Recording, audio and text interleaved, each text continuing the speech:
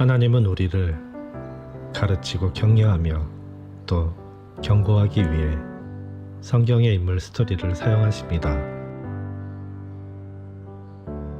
우리가 이 스토리를 듣고 있노라면 사람들은 수많은 고난과 좌절 가운데서도 하나님이 주신 말씀으로 이 모든 과정을 이겨낸 것을 볼 수 있습니다.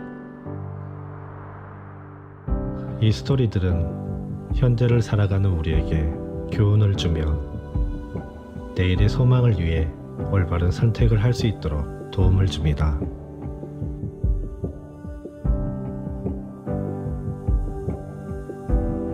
우리는 9월 4주간 성경의 대표적인 인물 4명을 만날 것입니다.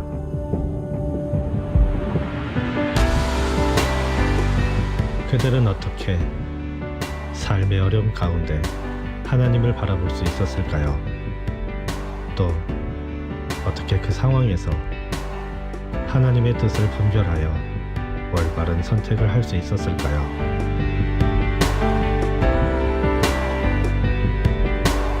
소중한 당신의 삶, 선택입니다.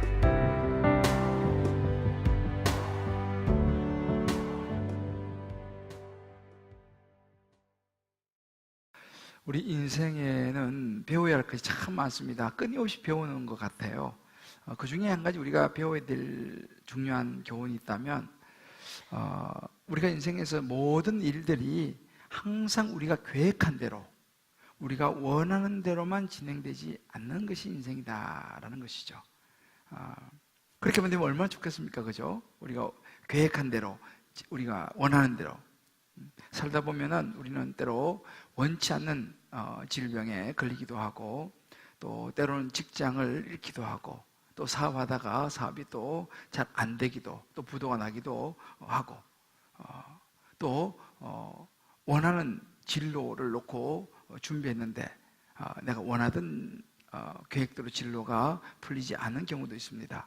또 학교에서 우리 대학생들이 이번에 꼭 내가 장학금을 받아야겠다라고 계획하고 준비했는데 생만큼 또 안 돼서 장학금을 받지 못하는 그런 경우도 있겠죠.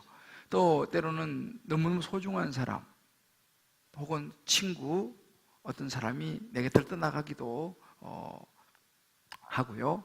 또 운동선수가 경기에 나가서 정말 원치 않지만 지기도 하고, 때로는 자살골을 먹기도 하고, 뭐 이런 것이 어찌 보면 우리 원치 않고 계획하지 않은 일들이 일어나는 우리 인생이 아닌가, 그런 생각을 해보게 됩니다. 또 하나는 우리가 살면서 만나는 많은 그런 그 상황들이 우리 힘으로 어찌할 수 없는 그런 경우도 많이 있다는 것입니다. 내 선택이 아니라는 거죠. 태어나 보니까 우리 부모는 벌써 이런 부모 아래서 우리가 태어났습니다. 어떻게 할 수가 없는 부분이죠. 예를 들어서 우리가 태어난 나라도 마찬가지입니다. 태어나 보니까 한국 사람으로 태어난 거예요. 아마 여러분들도 한 번 정도 그런 생각을 해보셨으리라 생각하는데, 영어 공부하다가 내가 미국 사람으로 태어났으면 이 고생 안 하는 건데 한국 사람으로 태어났나, 뭐 이런 생각을 아마 한 번 정도는 해보았으리라 생각합니다. 뭐 그런 것은 우리가 선택할 수 있는 그런 그 환경이 아닙니다. 자, 그러면 이렇게 우리가 때로는 계획하지 않고 때로 원해도 되지 않는 이런 그 상황들, 또 우리가 선택할 수 없는 이런 상황들을 우리는 어떻게 할 것인가? 결국 우리 인생은요, 이것을 헤쳐나가는 것이다 라고 말할 수 있습니다.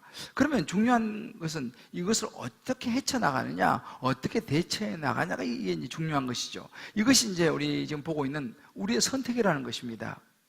그래서 우리가 이런 그 환경에서 어떤 선택을 하느냐에 따라서 우리의 인생은 달라진다라는 것이죠. 그래서 우리가 첫 주에는 모세의 선택을 보았고, 지난주에는 다윗의 선택을 보았습니다. 오늘 이제 요셉의 선택인데, 요셉 역시 마찬가지 요셉의 인생을 우리가 보게 되면 자기가 계획한 게 아니에요. 자기가 원하는 인생이 아닙니다. 그런데 그는 노예의 삶을 살아야 했어요. 정말 억울하게도 감옥에 가서 또 감옥 속 죄인으로도 살아야 했습니다. 자기가 계획한 것도 원한 것도 아니에요. 그죠? 그런데 그의 인생을 가만히 보면 또 중간에 놀라운 반전이 일어납니다. 그 히브리 사람이 애굽의 바로 왕의 두 번째, 애굽의 제2인자 자리 총리가 될 것이다라고 누가 생각했겠습니까? 그것도 애굽인이 아닌 히브리 사람이 말이죠. 뭐 이런 부분들, 결국은 이런 인생이 이런 것이라는 것입니다. 그러나 결국은 요셉의 인생은 총리가 되면서 그의 인생의 이제 뒷부분으로 갈수록 아주 성공적인 그런 삶을 살아가는 것을 우리가 보게 됩니다. 결국 우리가 이제 요셉을 보면서 가만히 생각할 수 있는 것이 뭐냐면, 우리가 살아가는 데 있어서 어떤 중요한 것이 상황, 우리에게 주어지는 상황, 환경도 중요하지만 더 중요한 것은 그런 상황에서 우리의 선택은 더 중요하다라는 것입니다. 그러니까 요셉의 인생도 결국 요셉의 선택에 의해서 이제 쭉 펼쳐지는 걸 보게 됩니다. 그래서 창세기는요, 특별히 요셉의 이야기가 굉장히 많이 나옵니다. 37장에서 50장 사이에 이 많은 분량을 요셉의 인생을 이야기하는데 이제 할애를 하고 있습니다. 그런데 이 요셉의 인생을 보면 참 여러 가지 일들이 굉장히 많이 일어나는, 때로 뭐 원한을 사기도 하고 사기, 욕심, 유혹, 심지어 뭐 폭력, 강간, 살인, 미수, 옥살이, 뭐 이런 것들이 막 쫙 그 창세기 보면 나옵니다. 그런데 이런 것들은 좀 우리가 인생에서 경험 안 했으면 좋겠다라고 하는 그런 부분들도 굉장히 많이 있어요. 그런데 요셉은 그런 인생을 살아야 했습니다. 그러니까 이것을 쉽게 말하면요, 요셉은 인생이 약 30대까지는 참 쉽게 되는 일이 없었어요. 참 어려운 인생을 살았습니다. 그러면 요셉이 30대가 될 때까지 어떤 삶을 살았냐, 어떤 환경에 있었느냐, 성경이 우리에게 말해주는데 한 3가지 요약이 됩니다. 요셉의 상황 첫 번째는요, 거절당하면서 살아야 했던 상황입니다. 그것도 멀리 있는 사람이 아니에요. 자기 집, 자기 가족, 형제들로부터 거절당하고 버림을 당해야 했습니다. 요셉은 형제가 11명이 있었는데 그 중에 이 10번째 아들입니다. 아버지는 야곱이죠. 야곱은 부인이 넷 있었습니다. 그러니까 4명의 부인 아래에서 11명의 아들이 태어났는데 그 중에 10번째인 거예요. 그러니까 그 형들도 다 이복 형제들이죠. 같은 배가 아니었습니다.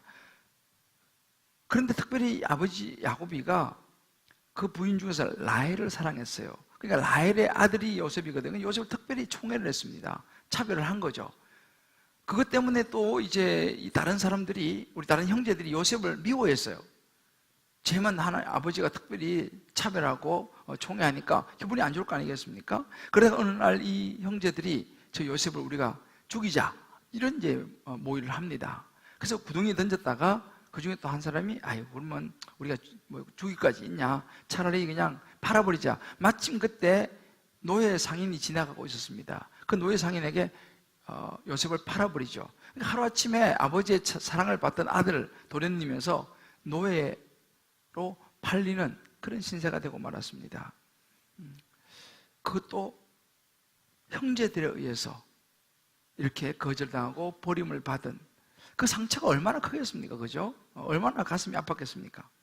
이것이 그의 상황이었습니다. 또한 이 요셉은 유혹과 중상모략의 환경에 놓여졌습니다. 우리로 말하면 이 직장이라고 볼 수 있는데요. 그렇게 해서 이제 애굽의 시위대장 보디발의 집에 노예로 팔려갔습니다. 보디발의 신임을 받아가지고 잘 열심히 일하고 있는데 마침 그 집에 보디발 부인, 여주인이죠. 여주인의 마음에 이 요셉이 들었습니다. 그래서 자꾸만 이 여주인이 자기하고 동침하자 그러는 거예요. 그런데 거절하죠. 우리로 말하면 요즘 직장에 우리 뭐 미투 운동 뭐 이런 건데 직장에서 계속 성추행을 당하는 거죠. 그러다가 어느 날 집안에 아무도 없을 때 마침내 이 여주인이 마음을 단단히 먹고 이 요셉을 붙잡습니다. 나와 동침하자. 그러니 이 요셉이 어떻게 합니까? 할 수 없이 도망을 쳐야 되는데 옷을 꽉 잡고 있으니 그 잡고 있는 옷을 벗어놓고 도망을 칩니다. 얼마나 그 여주인이 자존심이 상했겠습니까? 아니 노예 주제에 주인이 그럼 감지덕진지 알지. 그 여자가 하늘 품은 온유를 서려낸다고 하잖아요. 그래서 이 보디발의 부인이 화가 많이 났죠. 자존심 상했죠. 그래서 남편 보디발이 돌아오니까 거짓말을 합니다. 이 히브리 노예가 나를 급탈하고 해서 내가 소리쳤더만 이 옷을 벗어놓고 도망갔다. 참 억울한 강간미수범으로 누명을 쓰고 감옥에 갇힙니다. 참 어려운 일을 당한 그런 상황이었습니다. 또한 세 번째로 요셉은 잊혀진 사람이 되었습니다. 그것도 가까운 사람과의 관계 안에서 잊혀진 사람이 된 거죠. 그가 갇힌 감옥에서 두 사람을 만나게 되죠. 한 사람은 술 맡은 관원장, 떡 맡은 관원장. 이 사람들은 고위 관리들입니다. 왕의 술과 음식을 담당한 그런 굉장히 높은 사람이었는데 그 사람들과 같이 지내면서 그 사람들의 꿈을 해석을 해줍니다. 그 꿈대로 돼서 이 술 맡은 관원장이 이제 복직을 해서 왕 곁으로 가게 되는데 이제 고마웠죠. 그때 이제 부탁을 합니다. 그 술 맡은 관원장에게 나가시면 제가 이렇게 해드린 것을 꼭 기억하시고 고맙다고 하시니까 바로 왕에게 꼭 내 억울함을 좀 이야기해 주십시오. 그래서 제가 이 감옥에 좀 나가게 해 주십시오라고 감독에게 부탁합니다. 그랬더니 술 맡은 관원장이 큰소리 치죠. 걱정하지 말라고, 내가 나가면 반드시 너를 내주겠다. 그리고 떠난 술 맡은 관원장은 아무런 소식이 없습니다. 잊어버린 거예요. 어떻게 그렇게 잊어버릴 수 있습니까? 그러나 그렇게 이 요셉은 잊혀진 존재가 되고 말았습니다. 참 슬픈, 이것이 요셉의 삶의 상황이었습니다. 정말 형제들한테는 버림당하고 또 자기 주인으로부터 유혹받아서 그거 거절했다고 누명 쓰고 감옥 가고 또 감옥에서 자기 도와준 사람은 자기를 잊어버리고, 참 요셉의 인생이 우리말로 안 풀리는 것이죠. 이것이 요셉의 상황이었습니다. 그러나 그의 인생에 반전이 일어납니다.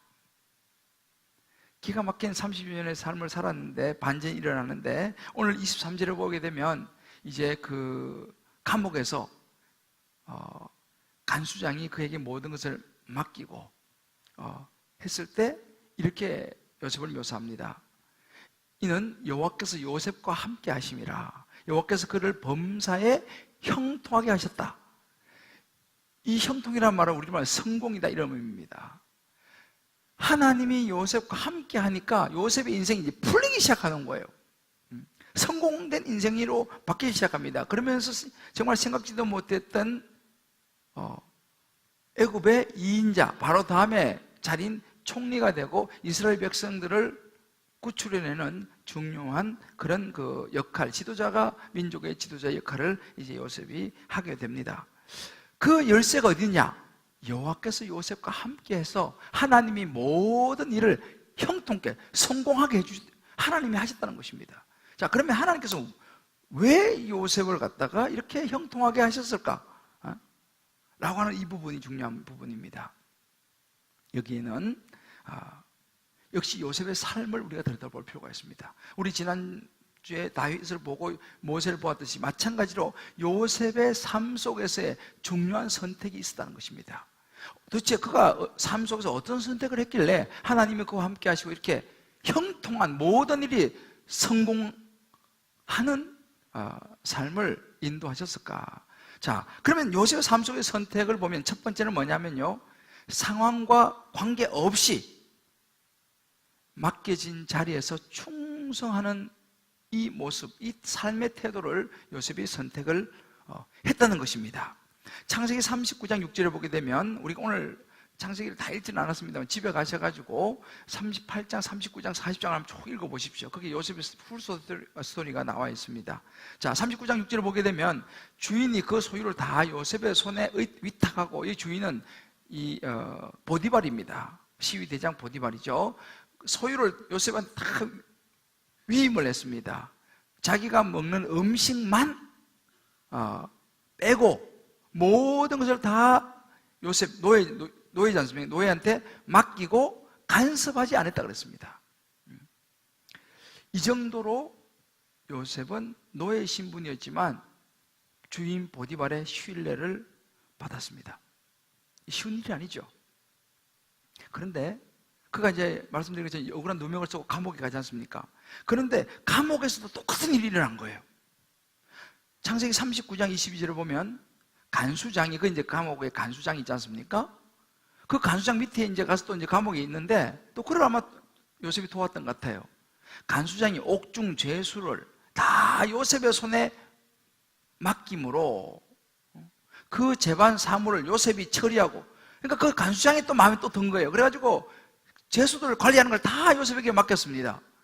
그리고 뒤에 보면 그의 손에 맡긴 것은 무엇이든지 살펴보지 아니했다. 왜요? 너무 믿는 거예요, 요셉을. 우리가 보통 뭘 시키고 나면 잘했나 못했나 이렇게 체크도 하고 하지 않습니까? 간수장이 그 체크를 안 한 거예요. 왜? 너무너무 신뢰할 만하니까 그냥 요셉한테 맡기면 다 틀림없어. 확실해. 아예 그냥 살펴보지도 않은 것입니다. 보디발이 그랬듯이 간수장도 똑같이 그렇게 하는 거예요. 이것은 요셉이 그만큼 신뢰를 주고, 요셉한테 맡기면 확실해. 또 요셉이 하는 일마다 번성했습니다. 일이 잘 된 거예요. 이런 요셉에 대한 신뢰는요, 여기서 끝나지 않습니다. 나중에 바로 왕을 만나고 바로 왕도 인정을 합니다. 창세기 41장에 보게 되면요, 바로가 그의 신하들에게 이르되, 신하들에게 쫙 이야기합니다. 여기 이 요셉 봐라. 이 요셉과 같이 하나님의 영에 감동된 사람을 우리가 어디서 찾겠느냐? 이렇게 말합니다. 이 사람은 내가 보니까 확실히 하나님 함께 하시고 하나님이 감동하는 하나님의 사람이다. 어디서도 이런 사람을 찾을 수가 없다라고 바로 이방의 왕이지 않습니까? 바로 왕까지 인정한 사람이 요셉이었습니다. 이렇게 신뢰를 받았어요. 자, 노예 신분으로, 또 죄수의 신분으로, 그런 열악한 환경에서 어떻게 이렇게 신뢰를 받고 나중에 총리까지 성공을 하게, 총리 자리까지 올라갈 수 있었겠습니까? 이유가 있다는 거예요. 요셉의 인생을 가만히 들여다보면 그가 참 기가 막힌 안 좋은 노예 환경, 또 감옥이라고 하는 환경, 그런 여러 가지 힘든 환경 속에 있었습니다만, 이 요셉은요, 그 상관이 누군지 상관없이, 그 환경이 어떠하든지 상관없이 충성스럽게 일하는 사람이었습니다. 정직하게 성실하게 일을 하는 사람이었습니다. 그러니까 다 인정을 받는 거예요. 우리도 보통 직장 생활을 하면 윗사람이 누구냐에 따라서 우리가 달라지잖아요. 이 사람 윗사람이 너무 안 좋아. 저 사람하고는 일하기 싫어. 대충 그냥 이럴 경우가 있지 않습니까? 지금 환경이 너무 안 좋아. 이런 환경에서 내가 무슨 일을 하겠어? 이렇게 이럴 수 있지 않습니까? 그런데 요셉은 그러지 않았다는 거예요. 너무 억울한 환경, 말도 안 되는 환경이었지만 그 환경이 주어졌을 때 그 환경에서 충성스럽게 일을 했습니다. 그럼 말도 안 되는 어떤 사람 밑에 있을 때도 상관이 누구냐, 윗사람이 누구냐 관계없이, 아랫사람이 누구냐 관계없이 충성스럽게 일을 했습니다. 중요한 것은 가만히 보면요, 상대방의 문제가 아니고 내가 누구냐, 내가 어떻게 하느냐, 이것에 의해서 요셉의 인생은 신뢰와 인정을 받았다는 것을 우리가 보게 됩니다. 누가복음 16장 10절에 보면 예수님이 이런 말씀하십니다. 지극히 작은 것에 충성한 자는 큰 것에서 충성되고, 지극히 작은 것에 불의한 자, 충성하지 않은 자는 큰 것에서도 불의하다, 충성하지 못한다 라고 이야기를 예수님께서 제자들에게 해주셨습니다. 이건 굉장히 중요한 성공의, 이 사회로 말하면 성공의 법칙인 거예요. 예수님께서 이 원리를 말씀하셨습니다. 사도 바울도 골로새 3장 23절 이렇게 말합니다. 너희가 어떤 일을 할 때 무슨 일을 하든지 마음을 다해서 하나님께 하고 사람에게 하듯 그렇게 하지 말라. 이는 기업에, 너희가 일한 그 기업의 상을 하나님께 받을 줄을 알아야 되는데, 너희는 그리스도를 섬기느니라. 너희가 예수 믿는 사람이니까, 예수 믿는 사람은 하나님 생각하면서 하나님이 상 줄 걸 생각하면서 해야 되지, 사람 보고 해서는 안 된다라고 바울이 이야기를 해 주고 있습니다. 그러니까 결국 무슨 이야기입니까? 하나님께서 작은 일에 충성된 것을 항상 보답을 해준다는 거예요. 보고 계신다는 것입니다. 이게 요셉의 삶이었습니다. 우리 지난번에 모세도 봤지 않습니까? 이는 상 주신 이심을 바라봄이라. 모세의 마음에는요, 지금 애굽의 보아보다도 장차 상 주신을 하나님을 바라보았기 때문에 모세는 히브리 노예의 길을 선택할 수 있었다고 우리가 지난번에 보았지 않습니까? 마찬가지라는 것이죠. 우리 예수 믿는 사람은요, 사람보다도 하나님을 의식하며 살아가야 한다라고 하는 것입니다. 요셉의 삶이 그랬다는 사실이에요. 우리 가끔씩 그런 이야기를 듣습니다. 내가 지금 뭐 일은 나에게보다 너무 좀 작다. 나한테 좀 큰 일을 맡겨주면 내가 정말 충성스럽게 아주 일을 잘할 텐데, 내가 저 자리에만 올라가면 내가 정말 멋지게 충성스럽게 내 일을 해낼 텐데, 내가 지금 이 빚이 좀 있는데 이 빚 좀 다 갚고 나면 그때부터 내가 11조 내가 할 거야. 지금 내가 이 일이 자리를 딱 잡고 나면 그때부터 내가 열심히 신앙생활하고 열심히 성경도 내가 보고 열심히 내가 새기도 나갈 거야. 지금은 너무 내가 지금 바빠. 요 바쁜 일, 내가 지금 요거 하려고 하는 거, 요것만 딱 하고 나면 그다음부터 내가 열심히 봉사하고 그다음부터 내가 열심히 정말 섬기고 할 거야.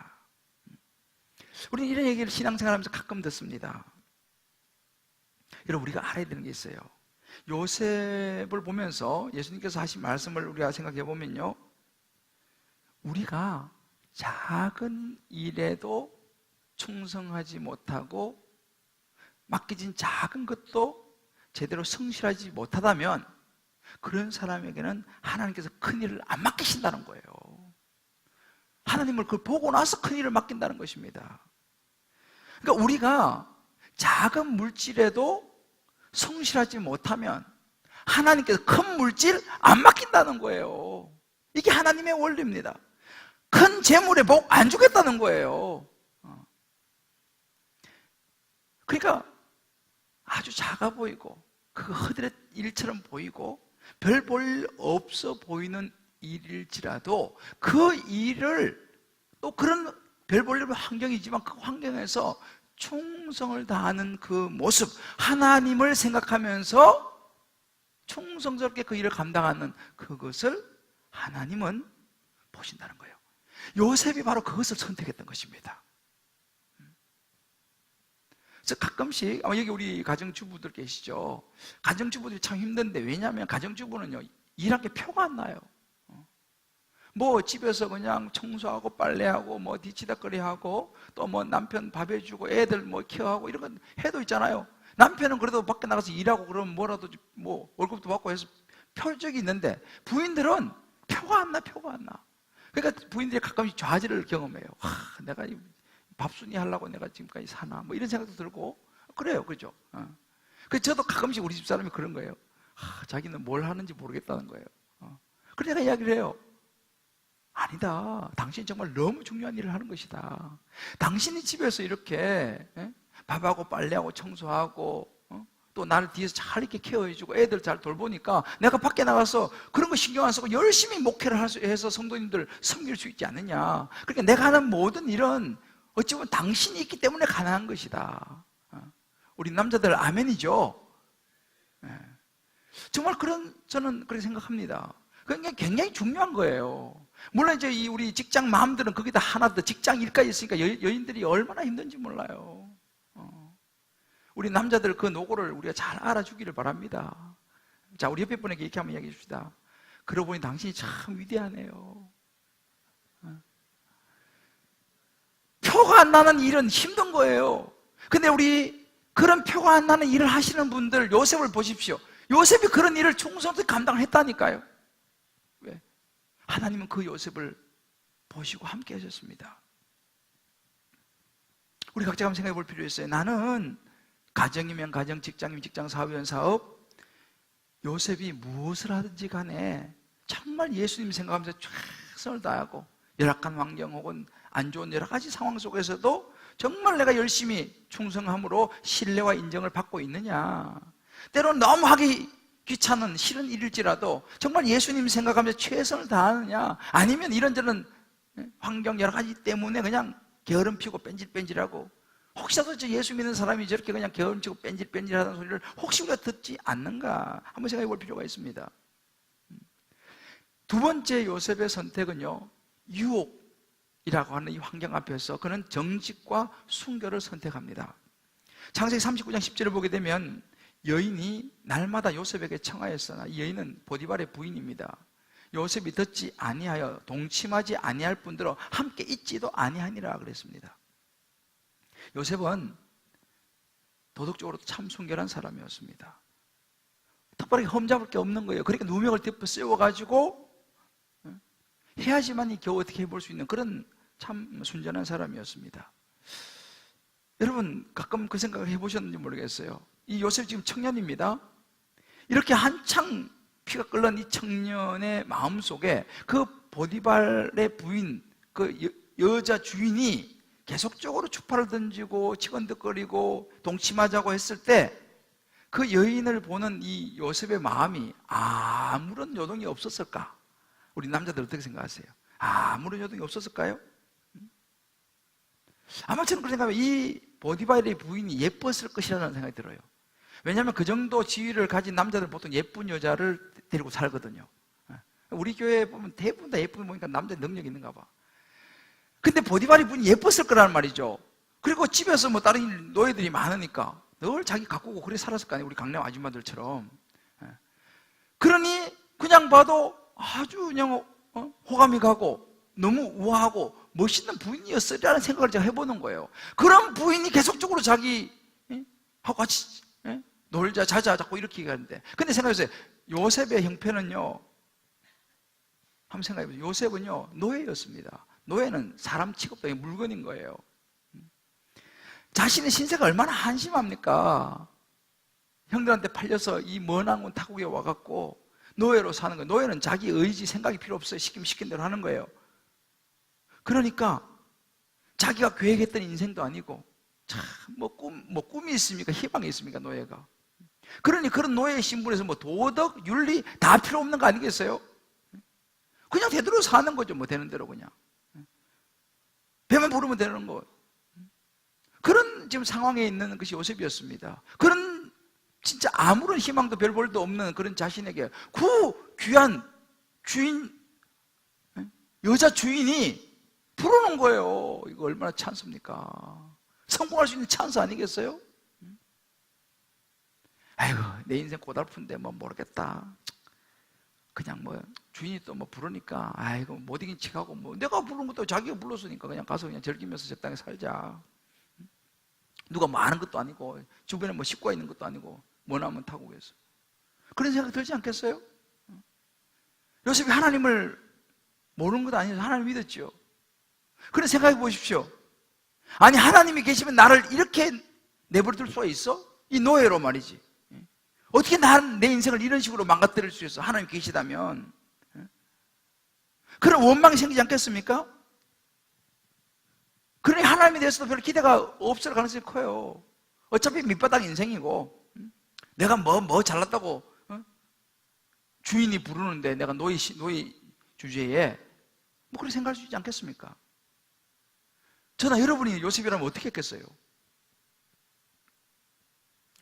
요셉이요 조금만 생각 바꾸고 타협하면요 한창 왕성한 때 그는 충분히 즐길 수 있었습니다. 아마 월급도 올라갔겠죠. 여자 주인하고 가까운 사이가 되니 월급도 올라갈 것이고 이 일은 당연히 편한 일이 됐을 것이고 우리로 말하면요 직장을 승진했을 거예요. 그런 상황이었습니다. 근데 요셉이 어떻게 했습니까? 요셉은요 모세처럼 잠시 죄악의 잠시 죄악의 즐거움을 선택하지 않았습니다. 그 환경에 무너지지 않았어요. 그 환경에서 No! 아닙니다! 라고 말을 한 것이죠. 어떻게 됐어요? Fire. 우리말로 해고된 거예요. 너 같은 놈 필요 없어. 나가. 뭐 이렇게 된 거죠. 근데 그 정도가 아닙니다. 누명 쓰고 감옥에 가야 했습니다. 그 노해가지고.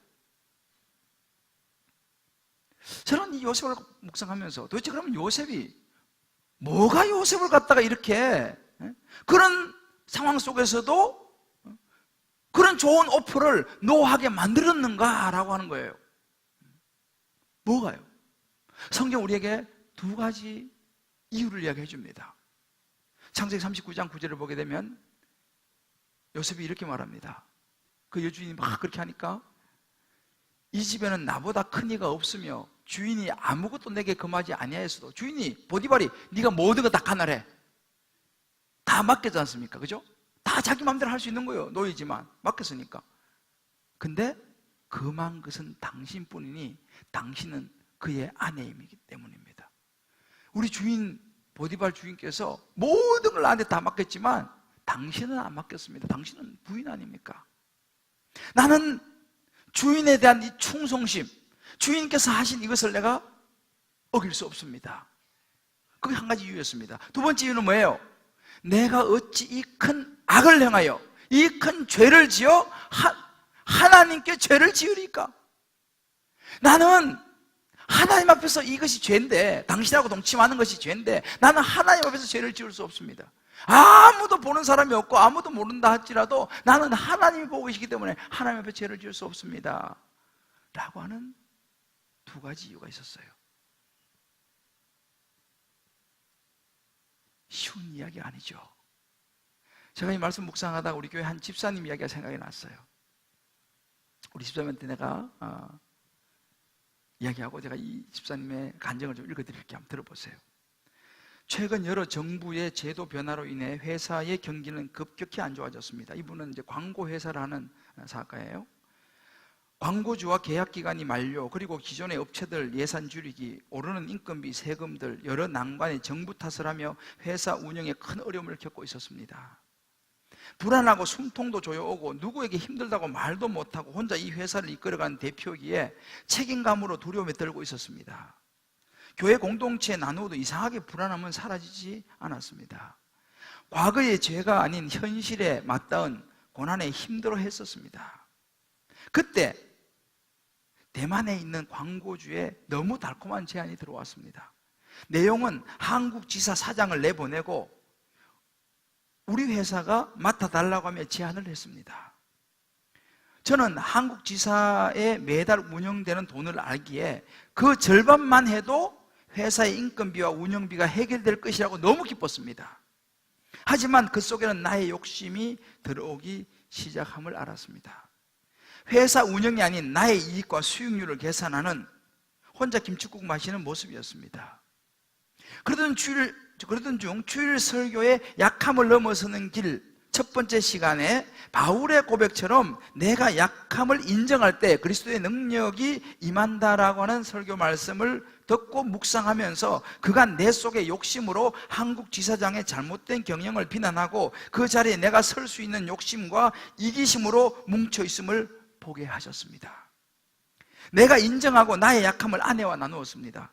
솔직히 고정으로 자금 걱정 없는 좋은 환경인데 내가 그 자리를 차지하기 위해서 한국지사 사장을 함께 욕하고 회사의 본질에 벗어나는 운영에 욕심을 냈다며 고백하였습니다. 그때 아내는 오히려 저를 응원하고 자랑스러워했습니다. 이 여자 역할도 중요한 거예요. 하나님께서 더 큰 은혜를 주실 것이라며 위로와 격려에 힘이 났고 대만 사장에게 저의 약한 부분을 다 말하는 편지를 써서 보냈습니다. 마음속에 금전적 갈등을 벗어버리고 나니 해방이 된 느낌이고 더욱 하나님 보시기에 부끄럽지 않고 편안함을 느꼈습니다. 예배도 더 충실해지고 기도하는 마음도 달라지기 시작했습니다. 정말 두려운 마음이 하나하나 그쳐지는 것입니다. 저는 믿습니다. 나의 약함을 고백하고 그 진심이 하나님께서 은혜를 베풀어 주시고 나를 회복시켜 주시는 것을 믿습니다. 할렐루야. 놀라운 이야기 아닙니까? 이게 쉬운 이야기가 아니에요. 여러분 여기 회사 다니시고 사업하시는 분들은 잘 아시겠지만 절대로 이것은 쉬운 일이 아닙니다. 그야말로 굴러 들어온 떡은 내가 먹으면 되는 거예요. 뭐 다른 거 생각할 거 없습니다. 나를 사장으로 앉히겠다는데 그러면 내가 오케이 하면 내가 가지고 있는 회사 그 절반만 해도 다 운영이 되는 거예요. 얼마나 좋은 오퍼입니까? 근데 이 집사님 마음속에 뭐가 있었냐면요, 자기는 광고 쪽 전문가지 그런 그 경영 쪽의 전문가는 아니라는 걸 자기가 생각을 했는 거예요. 지금은 내가 오퍼 받으면 되지만 이것이 시간이 지나면서 자기는 전문가가, 그 분야는 전문가가 아니라는 걸 알기 때문에 말이죠. 아, 이게 내가 욕심이구나. 이걸 말씀 보면서 분별한 거예요. 그리고 그거를 그야말로 이게 요셉의 선택 아니겠어요? 그래서 편지를 써서 보냈는데 나중에 이야기를 들어보니까 그 대만 광고주한테서 다시 연락이 와서 좀 만나자. 그래서 만나서도 그 얘기를 다 했습니다. 어떻게 되냐면, 물론 그 일을 하지 않게 됐다고 그래요. 그렇지만 그 대만에 있는 그 광고주가 이 집사님을 굉장히 신뢰하게 됐다는 거예요. 내 당신 네 믿을 수 있겠다. 앞으로 난 당신하고 내 일을 하겠다. 그리고 지금 하는 일은 그대로 진행하고 앞으로도 내가 당신하고 일을 하겠다라고 신뢰를 얻어서 너무 좋게 되고 있다는 이야기를 들었습니다. 여러분, 이것이 요셉의 선택입니다. 가끔씩 우리 주변에서 잠시 누리는 죄악의 낙으로 인해서 선을 넘어가지고 결혼 생활이 깨지는 그런 경우도 보았습니다. 약간의 금전적인 이익을 취하다가 큰 것을 잃어버리는 사람을 우린 주변에서 가끔씩 보고 있지 않습니까? 사실은 이런 문제에서는 저도 여러분도 그 누구도 자유로운 사람이 없습니다. 우리도 언제 이런 유혹에 넘어갈지 모르는 것이 저와 여러분이에요. 뭐 목사라고 해서 안전한, 그렇지 않습니다.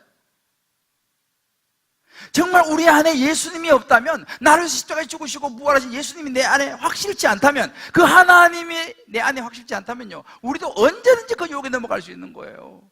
언제든지 눈앞에 보이는 것에 넘어갈 수 있는 것이죠. 뭐 옛날 이야기입니다만 저도 이런 유혹을 한번 받았던 적이 있어요. 이래봬도 제가 그 영국에 처음 갔을 때 이제 그 사우스햄스 컬리지라고 영어 공부를 하러 다닌 적이 있습니다. 근데 그 영어 공부를 하러 다니는데 그 클래스에서 뭐 제가 마음에 든 여학생이 있었던 것 같아요. 그 어느 날 수업 마치고 나오는데 그 여학생이 저한테 쪽지를 주는 거예요. 보니까 토요일 아침에 리치몬드 파크 앞에서 몇 시에 만납시다. 쪽지를 주는 거예요. 그 쪽지, 그런 거 받아보지도 못하고 받으니까 막 가슴이 뛰고, 이거 뭔가 이거 막 싶어가지고 막 헷갈리는 거예요, 이게. 일본 여자였는데, 일본 여자를 조심해야 돼. 그래서 내가 순간적으로 야 이거 하다가 내가 다시 쪽지를 써서 줬어요. 나 장가 갔다. 그러다 끝날 줄 알았어요. 다시 쪽지가 왔어. 장가 갔어, 괜찮다.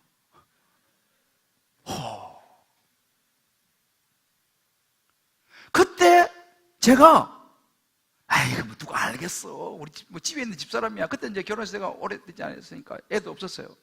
집에 누구 뭐 압니까? 뭐 누가 알아, 그 이국 땅에서. 아무도 모르지.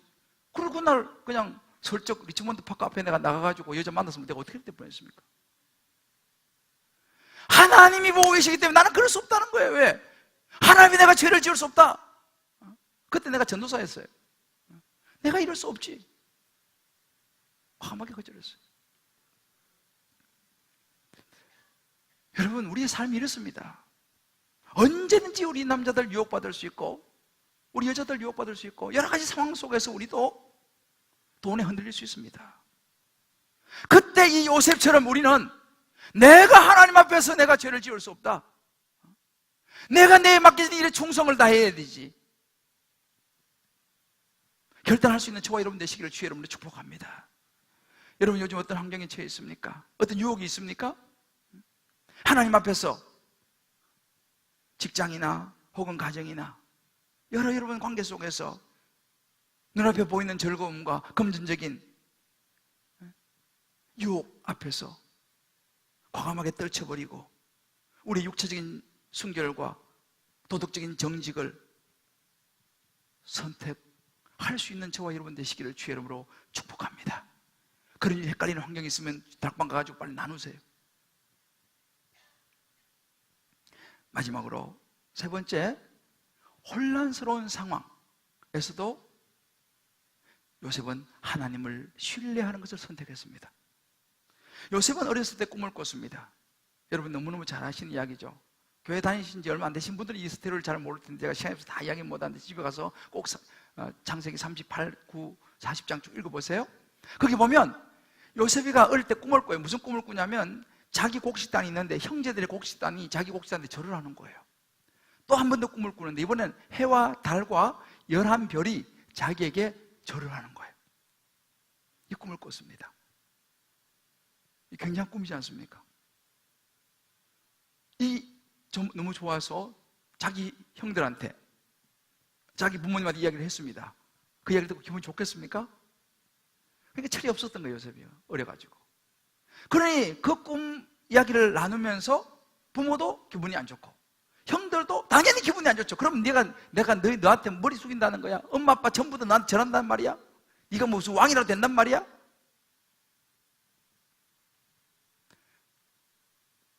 그 꿈 꾸고 그 이야기를 함으로 요셉은 굉장히 어려움에 처했습니다. 그렇지만 사실은 그 꿈은 하나님 주신 꿈이었어요.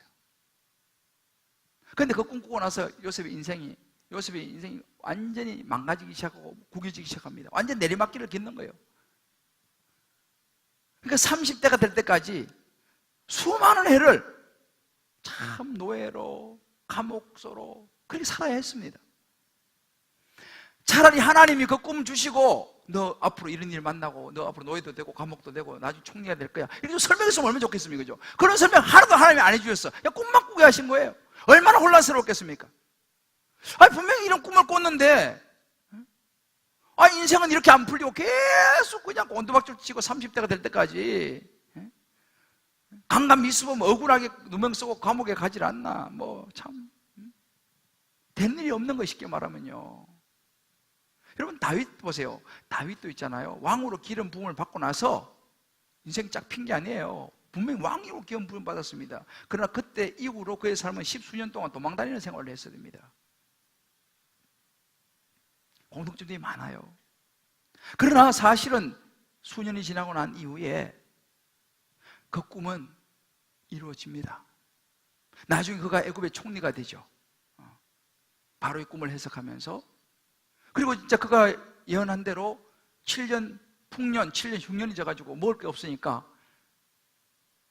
먼 나라에 있던 자기 형제들이 양식 구하러 옵니다.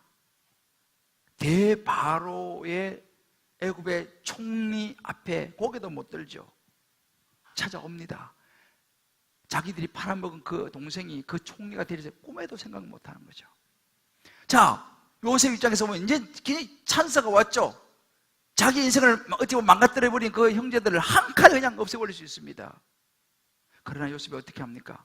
창세기 45장 보면 이렇게 말합니다.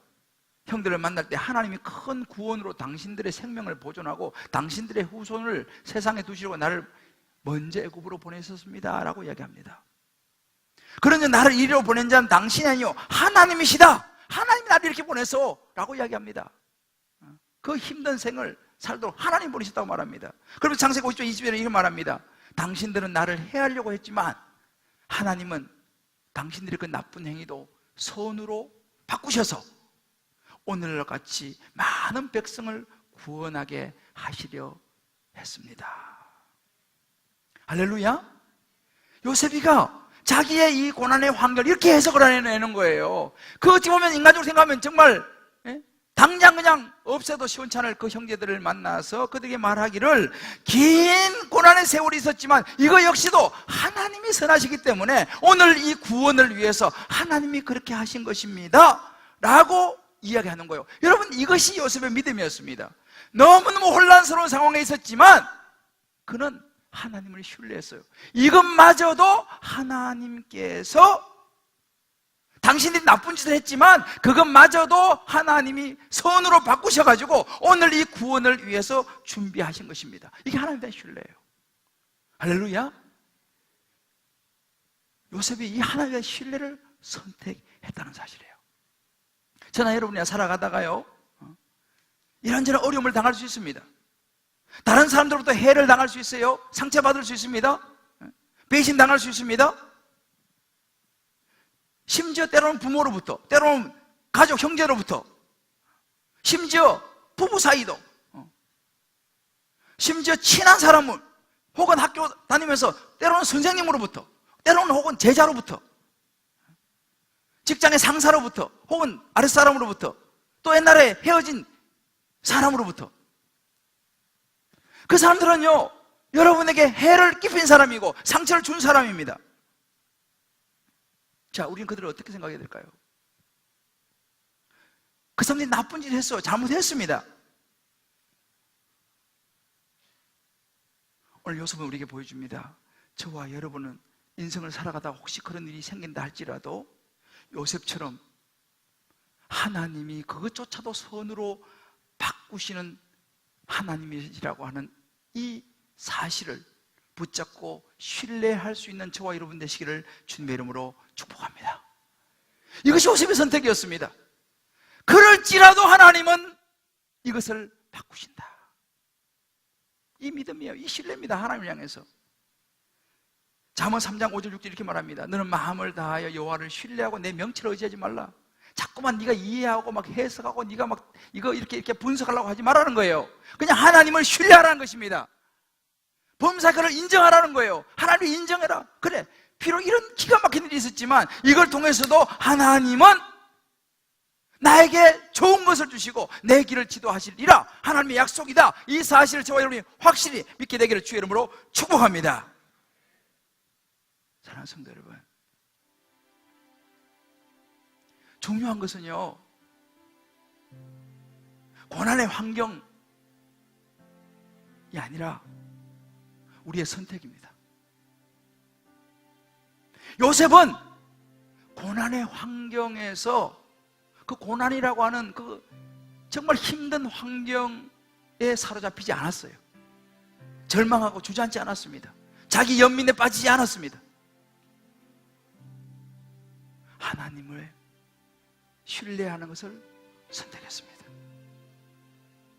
그리고는 하나님께서 그를 형통케 하시는 축복을 경험하게 되었습니다. 예수님의 십자가도 마찬가지예요. 예수님이 그 고난의 십자가를 선택하셨습니다. 왜요? 우리를 구원하시기 위해서. 그래서 때로 여러분 고난은요 종종 숨겨진 목적이 있음을 믿으시기를 바랍니다.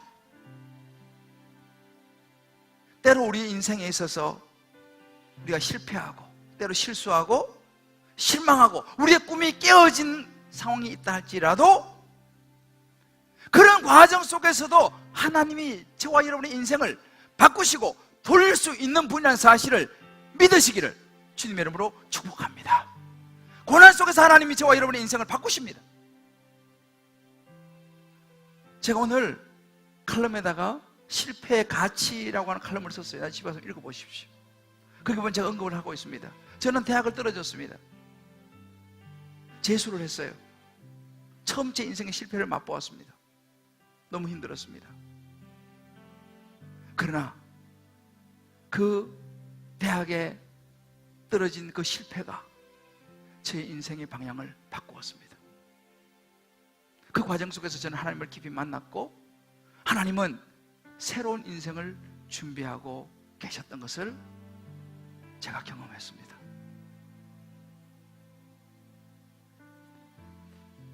이해가 안 되는 30년의 세월이 요셉에게 있었습니다만 요셉은 하나님을 신뢰하는 것을 선택했다는 사실을 저와 여러분 잊지 마시기를 주의 이름으로 축복합니다. 우리에게 어떤 환경이 주어진다 하더라도 그 자리에서 묵묵히 우리에게 주어진 일에 충성하고 책임을 다하고 믿음과 신앙을 잘 지켜낼 수 있는 모든 것을 다 잃어도 우리의 순결을 잃지 않는 저와 여러분 될 수 있기를 주의 이름으로 축복합니다. 여러분 한번 손을 내보세요. 가슴에 손을 딱 하면 자기에게 한번 이렇게 얘기해 봅시다. 나는 요셉이 수도 없이 이야기를 했을 거라 생각해. 자기 자신에게 나는 하나님 앞에 죄를 지을 수 없어. 자, 자기에게 한번 얘기해 보세요. 나는 어떤 환경에서라도 하나님 앞에 죄를 지을 수 없어. 그래도 하나님의 계획이 있을 거야.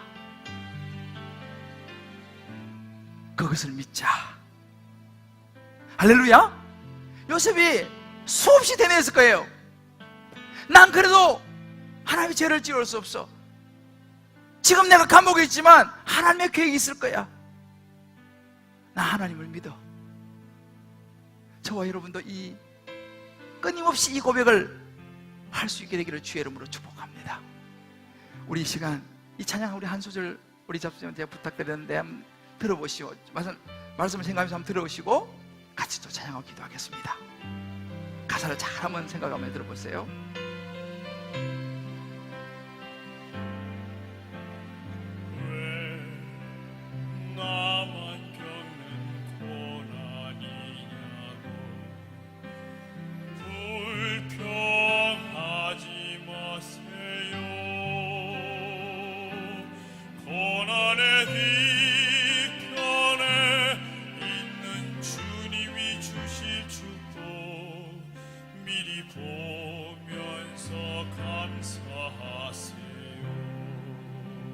너무 견디기 힘든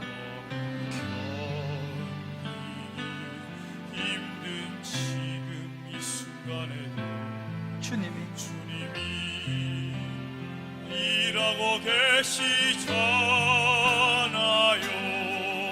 남들은 지쳐 앉아 있을지라도 당신만은 일어서세요. 힘을 내세요.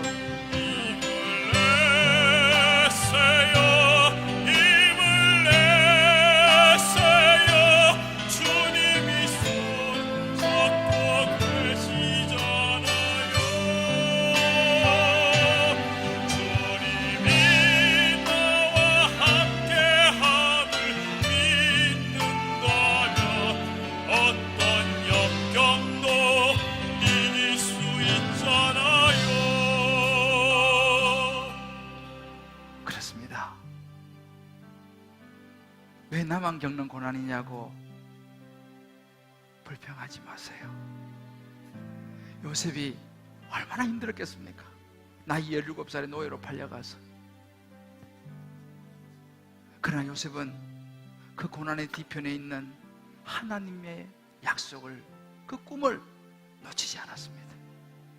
너무 견디기 힘든 순간이 있었겠죠. 너무 억울한 순간이 있었겠죠. 타협하고 싶은 순간이 있었겠죠. 다른 사람 같으면 다 주저앉았을 거예요. 유혹을 덥석 잡았을 것입니다. 그러나 요셉은 하나님을 바라보았습니다. 다시 힘을 내고 일어섰습니다. 오늘 이 시간 우리도 이 찬양 우리 한번 2절을 같이 한번 부르면서 요셉의 이 선택을 다시 한번 부여잡고 새로운 출발이 되기를 기도합니다. 왜 이런 슬픔이 찾아왔는지,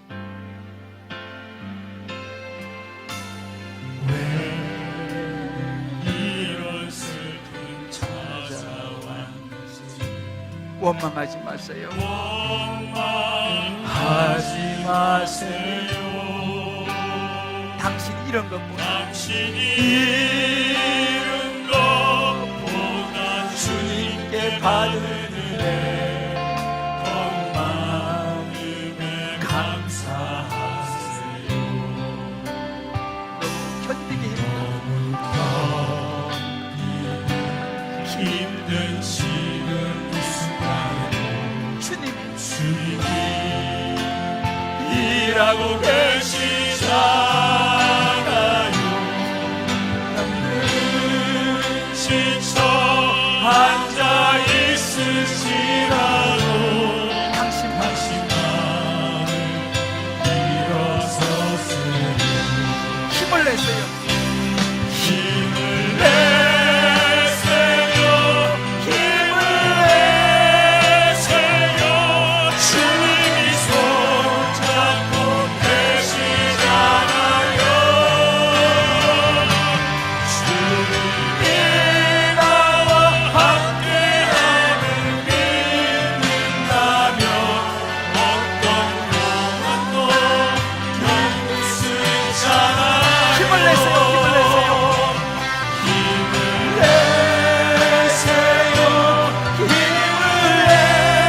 내세요. 주님이 손잡고 계시잖아요.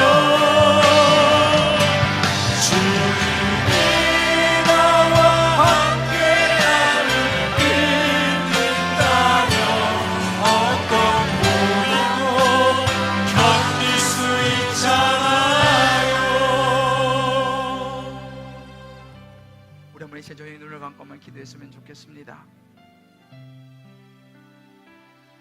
우리는 어떠합니까?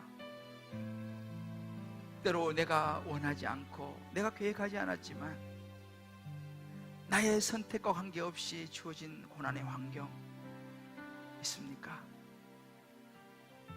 이런저런 변명으로 대충 살자 낙심되고 좌절되고 포기되는 마음이 있습니까? 하나님이 있으면 왜 이렇게 돼? 하나님을 원망하고 돌아서고 싶은 마음이 생깁니까? 목사님, 저 어떻게 합니까? 저는 성실하지도 못한데요, 이미 순결을 잃어버렸는데요, 이미 간음을 했는데요, 이미 내 인생에 많은 것을 실패했는데요, 어떻게 하면 좋습니까?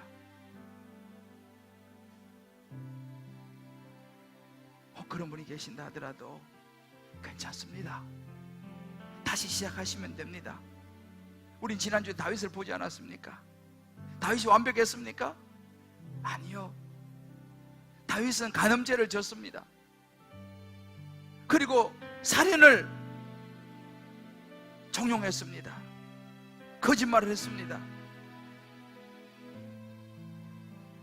그러나 다윗은 자신의 죄와 자신의 실패에 집중하지 않았습니다. 하나님 앞에 회개했습니다.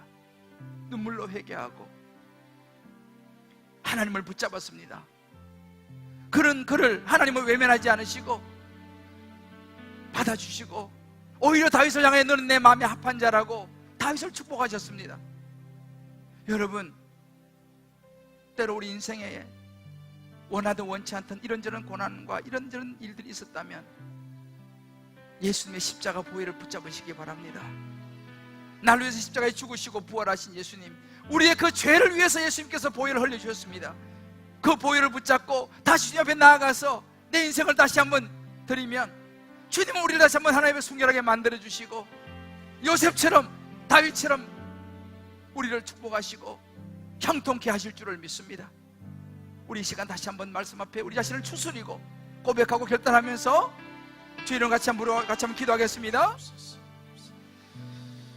하나님 아버지, 하나님 아버지, 오늘 말씀 가슴에 끌어안고 다시 일어서기를 원합니다. 더 이상 내 고난의 환경이 아니라 하나님을 신뢰함을 선택하기 원합니다.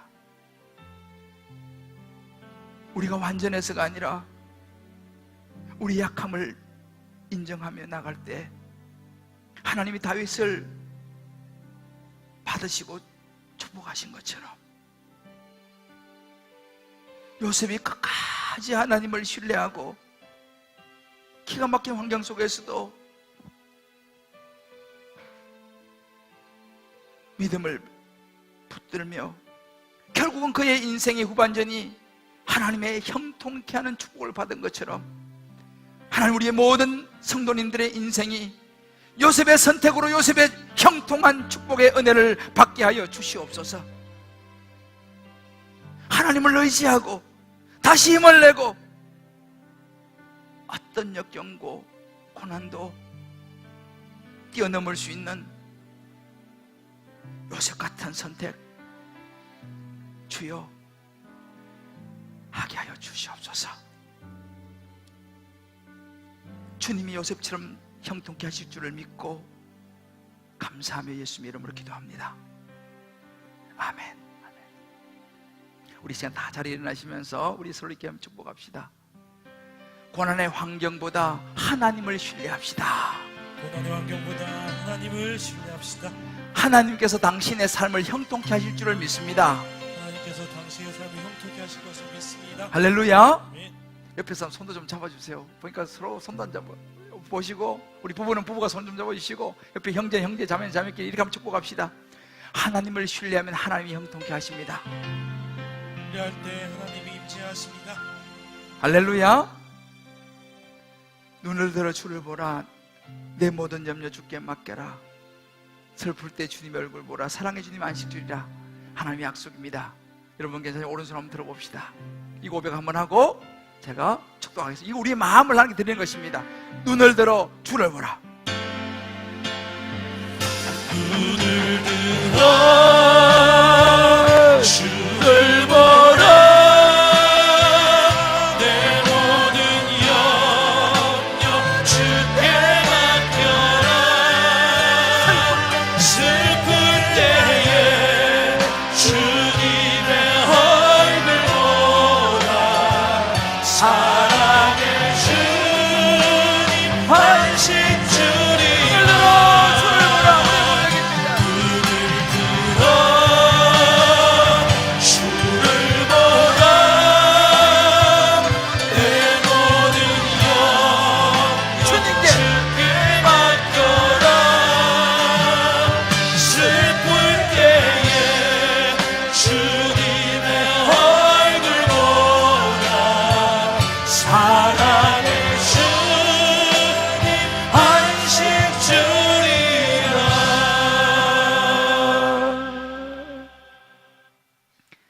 이제는 우리 주 예수 그리스도의 크신 은혜와 하나님의 사랑과 성령의 인도하심이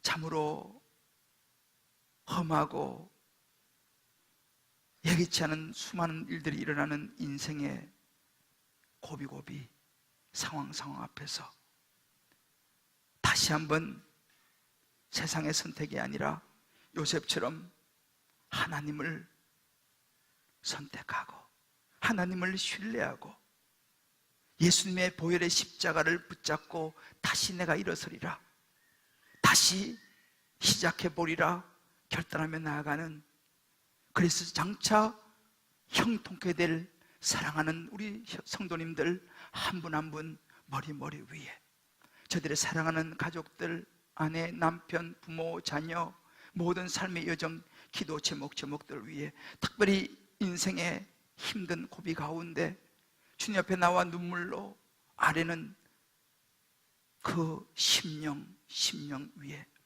참으로 어려운 경기 가운데서도 주님 앞에 주님을 신뢰함으로 올려드리는 11조 예물과 감사와 성교와 구제와 소원과 이모점의 특별한 예물과 오병여와 건축의 축복된 손길 위에 이제부터 영원토록 함께 하시길 간절히 축원하옵나이다. 아멘. 아멘.